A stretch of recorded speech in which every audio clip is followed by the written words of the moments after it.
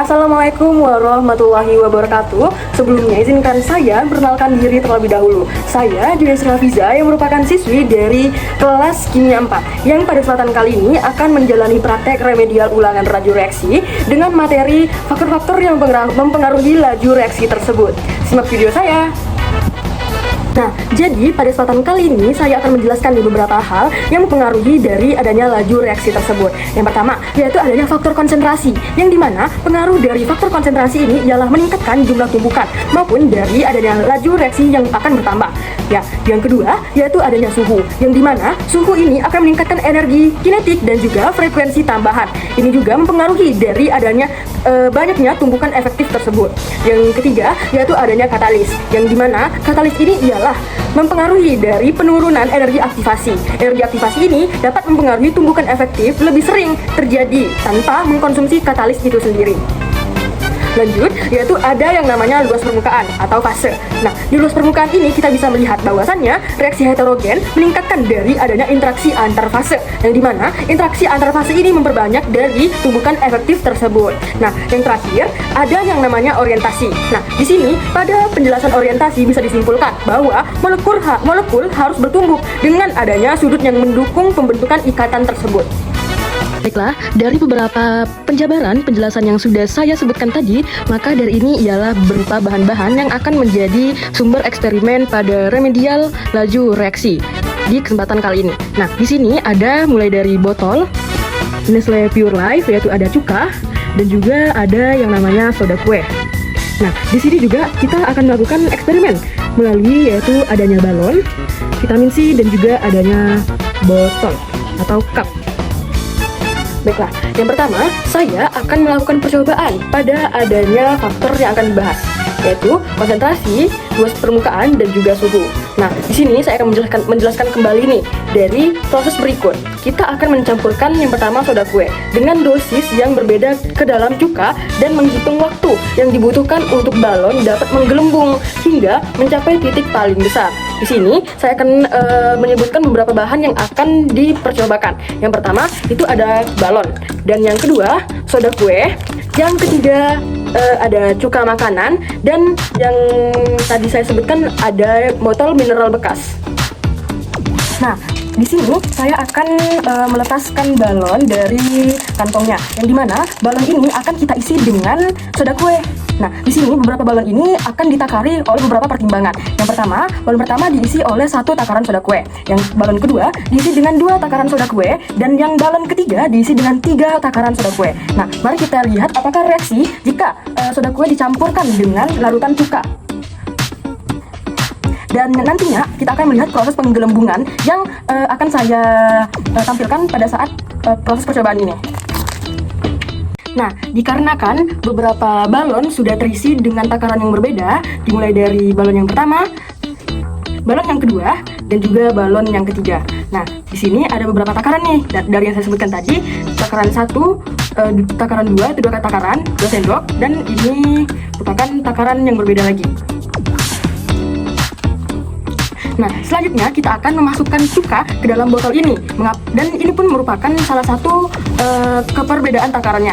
Nah, di sini ada 3 botol yang akan saya masukkan dengan cairan cuka dengan volume yang berbeda juga tentunya.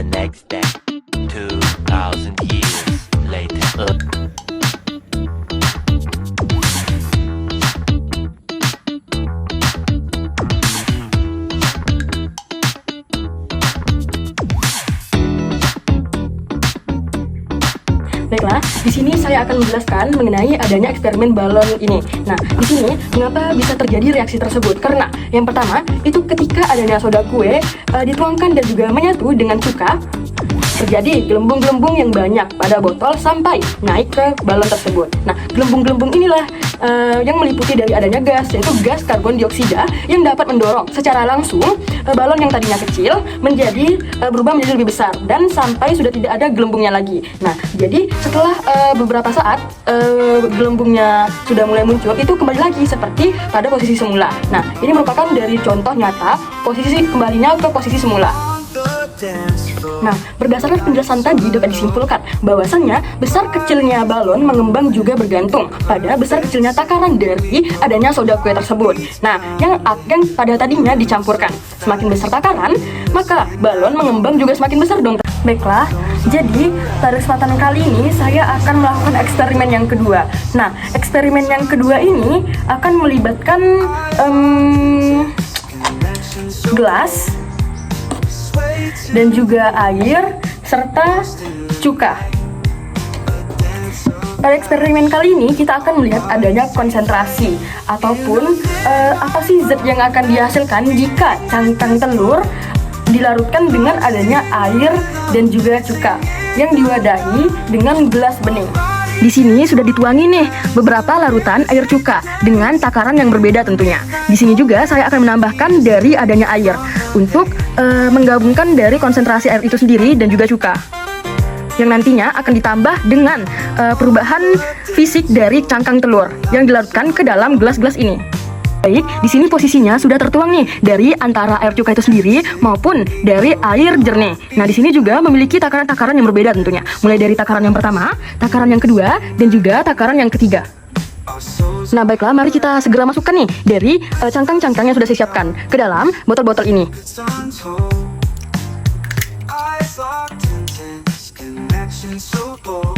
Nah, di sini sudah bisa dilihat.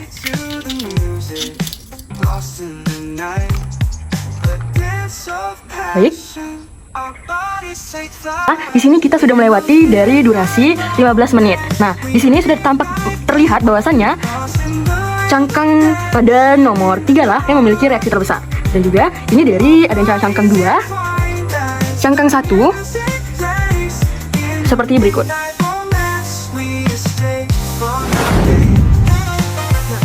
Di sini saya akan menjelaskan kembali dari adanya proses eksperimen yang sudah dilakukan pada eksperimen kedua. Nah, di sini pada eksperimen kedua terlihat bahwasannya cangkang ketiga memiliki tingkat konsentrasi yang lebih tinggi. Mengapa? Karena cangkang ketiga inilah mengalami reaksi konsentrasi cukanya dan cuka yang lebih tinggi tentunya. Dan sedangkan cangkang yang pertama merupakan cangkang di mana tingkat konsentrasi cukanya lebih rendah. Dapat disimpulkan juga bahwa konsentrasi cuka inilah dapat mempengaruhi laju reaksi pada cangkang di mana lebih tinggi konsentrasinya dan juga lebih cepat tentunya laju reaksinya. Di sini sudah tersedia beberapa opsi gelas yang terdiri dari 3 gelas. Nah, terdiri dari 3 gelas ini yang merupakan takarannya tentunya sama. Tunggu. Baiklah, di sini sudah terdiri dari 3 gelas yang tentunya takaran dari 3 gelas ini merupakan takaran yang sama. Baiklah, di sini saya akan mulai yang berbahan dengan vitamin C. Nah, di sini pada aktivitas pertama dengan vitamin C yang setengah utuh dan juga vitamin C yang bubuk.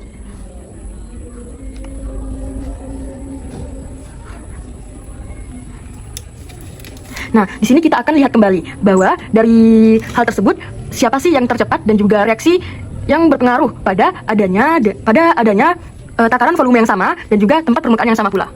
Waktu sudah menunjukkan waktu 15 menit dari eksperimen sebelumnya. Nah, di sini bisa kita lihat bahwasannya pada vitamin C yang berupa bulatan setengah utuh itu lebih lama larut dibanding dengan adanya vitamin C yang sudah saya tumbuk-tumbukan tadi.